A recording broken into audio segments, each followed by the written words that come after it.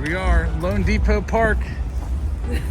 We're here. First game of the season, opening day. Gates just opened up. We're gonna head inside. Open some baseball cards in here, I think is the plan. Maybe get an autograph for you. Yeah. Let's see. All right, everybody, welcome back to the brand new video from Miami. We went down to Miami for the first Pirates game of the season, and for this video to open some baseball cards while Paul Skenes is pitching in the background. So it should be pretty fun. We had the very first row of seats right behind the Pirates dugout. Took it to batting practice and checked out the team shop. They had a whole bunch of 2025 tops, hanger boxes, fat packs, and blaster boxes there. Unfortunately, no Heritage high number. And then it became time for the game to start. And there's the opening day introductions, the players all coming out as they call them out one by one. Always cool to see these players again after a long winter. There's Andrew McCutchen, one of the all-time Pirates greats. And speaking of all-time greats, they had Dan Marino, one of the great Hall of Fame quarterbacks, throw out the first pitch. So always kind of interesting to see these old guys and see if they still got it. Dan Marino, a NFL quarterback for many years. I think his rookie card was, 1984 tops? I remember going after that card, opening a box of those. We don't really do football cards all that often, but it looks like the old QB still has it as he warms up here and fires a strike for the first pitch. Here's the national anthem, then we'll show you some Paul Skenes footage and rip some cards.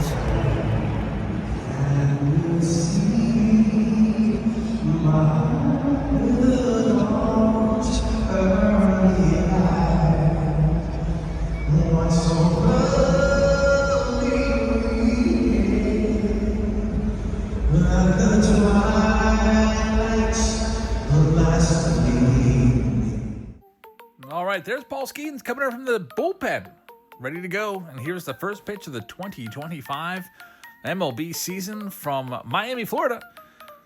And here is Paul Skenes, his very first strikeout of the season. Hopefully of many. I don't know how many Skenes he's going to get. If he stays healthy, who knows? You could maybe push for 300. That would be pretty nice. He's going to need probably 200 innings to do it. So Paul Skenes on the mound doing Paul Skenes stuff. He looked really good. As usual, he ended up giving up 2 runs in this game. One of them was an inherited runner at the bullpen, just allowed to score. But we're going to open up some cards while Paul Skenes does his thing in the background. I brought down 2 different boxes. The first one, it's the brand new 2024 Heritage high number box. These boxes, if you're lucky enough to find them, are $25 at Walmart. Most of the hobby shops that I've seen are selling for $40, $45, or $50 because they've kind of spruced them up a bit and they've made them better. They've put a whole lot of parallels in the Heritage high number this year. So you're not going to just feel like you're opening a vending box of Heritage cards. It's going to be a bunch of different things. So I'll go through them here and I'll take out the good stuff as we go along. There's our first hit. It's an Aqua Parallel of Vlad Jr. You get one of those per blaster box. And sometimes you'll get 2 Chrome cards per box as well. So I'm hoping that we can get a couple Chrome cards right here. And I'm just doing a voice over all this stuff because there's a whole lot of noise in the background, all kinds of audio cuts being played, and I can't use that stuff because I'll get copyright struck by YouTube. Pack number 2, nothing much going on there. I would open it each pack and then I'd put the wrapper in my pocket so it wouldn't blow away. It was a very windy day down in Miami. Actually, all weekend it was pretty windy. We were down there all weekend. If you're seeing this now on Sunday, we're back.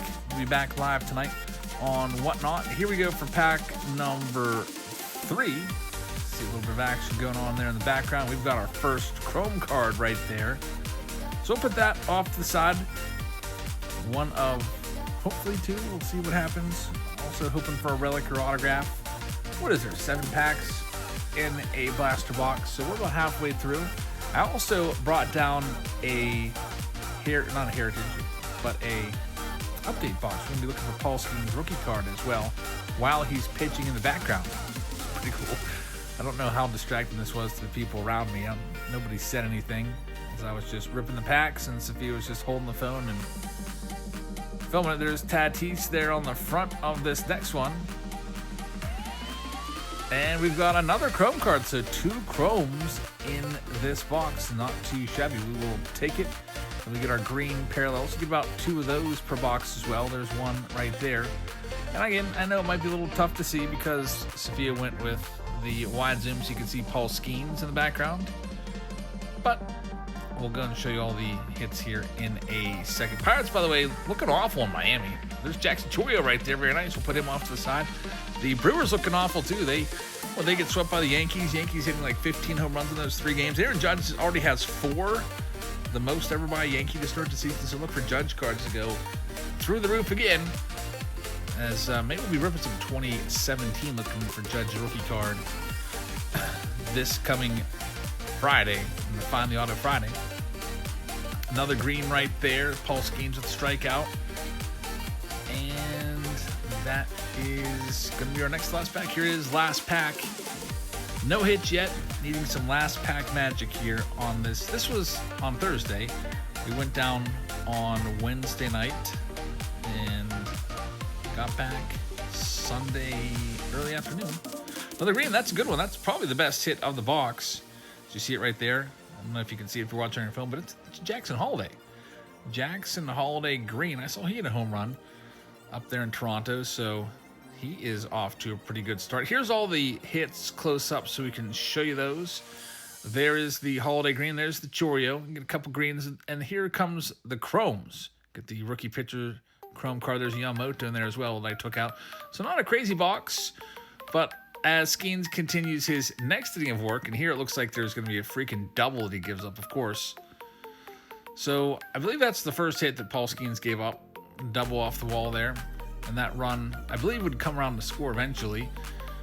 But I'm going to try to pull a Paul Skenes rookie card while Paul Skenes is doing his thing pitching in the background. So we'll see if we can get a Skenes rookie. Look, right off the bat, we do have one. It's the Paul Skenes Stars of MLB from 2024 update right on the back of the pack. Pretty cool right there. No chance to get an autograph during the game, really, as the players are in focus, so it's not like I could wait for Paul to come in after pitching and get him to sign. Best chance of having Skenes sign would be to come back the next day and maybe try to catch him early before the game even started.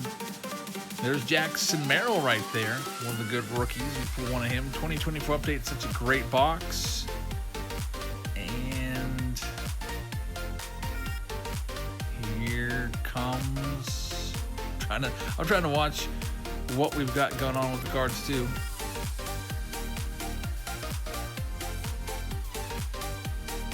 And there he is, Paul Skenes. We got him. The Paul Skenes rookie card while Paul Skenes is pitching in the background. So Jackson Merrill rookie debut there as well. Hat tip to my wife Sophia for filming this while this was going on in the background. We're also going to bring you some other footage from this game and also from this trip. Show you a couple extra things that we did there as we look at the parallels, hoping to hit something big. No long print, no Aaron Judge long print in this one. We got our Jackson Holiday right there and a couple yellows. And we'll go on and show you some extra bonus footage right now.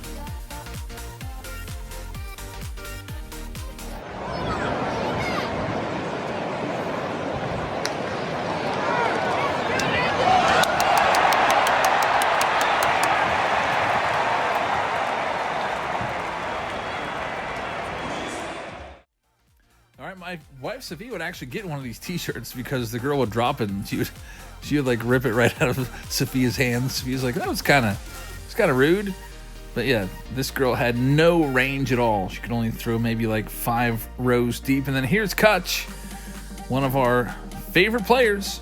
He's been around now for so many years. He's in his age, I think it's 38 season. He's getting up there. I think one day maybe they'll build a statue for him somewhere outside of PNC Park. At least I hope so. As he would go on to hit a home run in today's game. So that was awesome to see him do that. And then here is Nick Gonzalez rounding the bases after hitting a go-ahead home run. Unfortunately, he would fracture his ankle doing this because that's just the way it goes with the Pirates. It was a terrible series for the Pirates as they would lose 3 out of the 4 and 3 of them in walk-off fashion to the Marlins. Nick Gonzalez heading to the injured list after hitting a home run. How does that even happen? And then here's Paul Skenes being taken out. He had I think he walked the first two batters. Two batters reached in the 6th inning. They took him out. Of course, the bullpen, which is so awful and so suspect for the Pirates, would allow at least one of those runs to score. And then at the end of the game, here he is, David Bednar, who was so awful. I was so tired of watching this guy last season. He blew so many games to the Pirates. He was just atrocious. And he's back as our closer this year. A lot of people in Pittsburgh call him David S. the Bednar. I'll abbreviate S and just put the first letter there. But of course, he lost the game for us.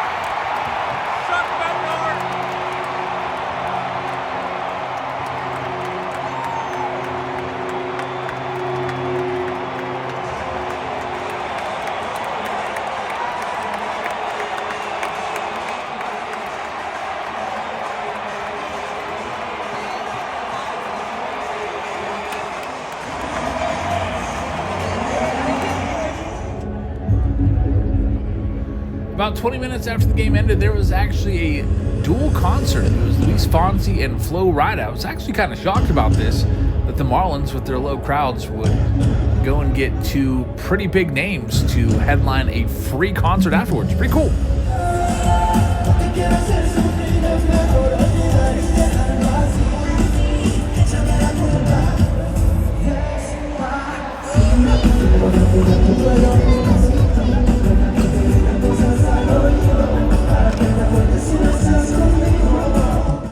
Here's just a couple other clips. We had some good food down in Miami. This was our favorite restaurant that we went to. It's called Mofongo.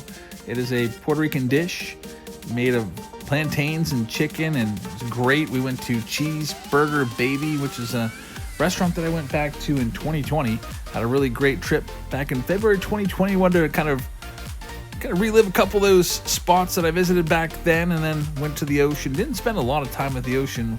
When I first went in, it was pretty cold, but overall it wasn't that bad, but just a little too chilly for me to swim. It was probably like in the 70s, but I like it like 80s, 90s. And here's a couple other clips, and we'll go ahead and show you a little Segway tour that we took before we wrap this one up.